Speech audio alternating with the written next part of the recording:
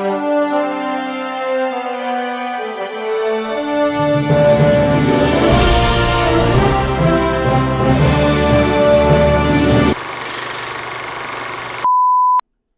going on, ladies and gents?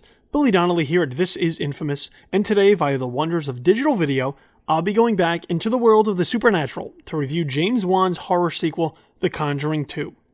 Following up on Warner Bros.' 2013 summer hit, The Conjuring 2 once again reunites Patrick Wilson and Vera Fermiga as Ed and Lorraine Warren, paranormal investigators who are regularly called upon to examine claims of otherworldly activity.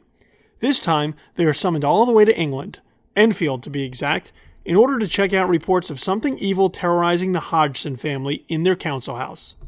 In taking this trip across the pond to confront demons, Wan pulls every last trick out from his horror tool bag and makes sure to find a home for it within the movie.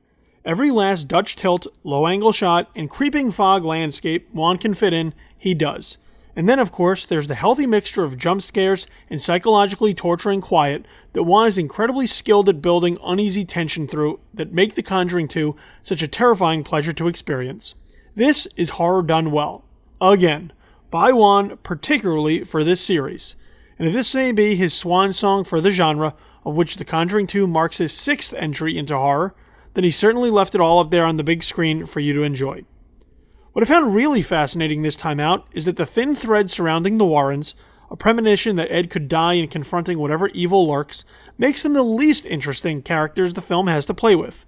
They may be the most recognizable faces, but they are bit players who merely serve the purpose of pushing the film towards an inevitable resolution. All of the heavy lifting of The Conjuring 2 is done by the cast who make up the Hodgsons, particularly Frances O'Connor as Mother Penny and Madison Wolfe as Janet, the young girl at the center of the unexplained happenings. They make you feel what this family has to endure.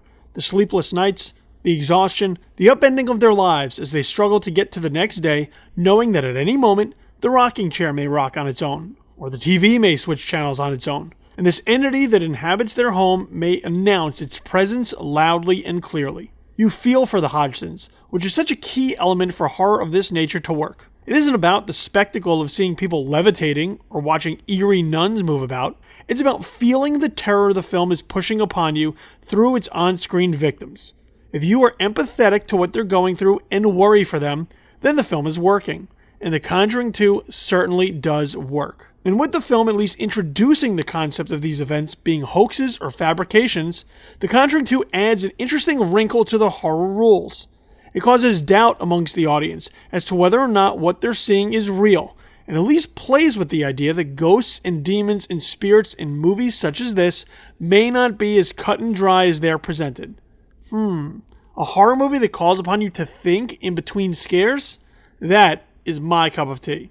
The film can be a bit bloated at times, with Wan employing one too many tactics to drum up the scares, with the introduction of the Crooked Man feeling very out of place. But I'd rather have too many attempts at fright with a couple not quite sticking the landing than a horror film that just isn't scary enough. Overall, The Conjuring 2 does what you want it to, and while it may not have any of the iconic singular scares that its predecessor did, on the whole, it's got plenty of frightening moments to keep your hands slightly covering your eyes and your heart racing. If The Conjuring did it for you, then The Conjuring 2 will too. Be sure to like this video down below. Feel free to join in the discussion by leaving your own comments, and subscribe to the YouTube channel as a whole so you can be notified of all new video reviews, interviews, and podcasts that may come your way. That way, you never miss a bit of content from us. Until next time, I'm Billy Donnelly for This Is Infamous.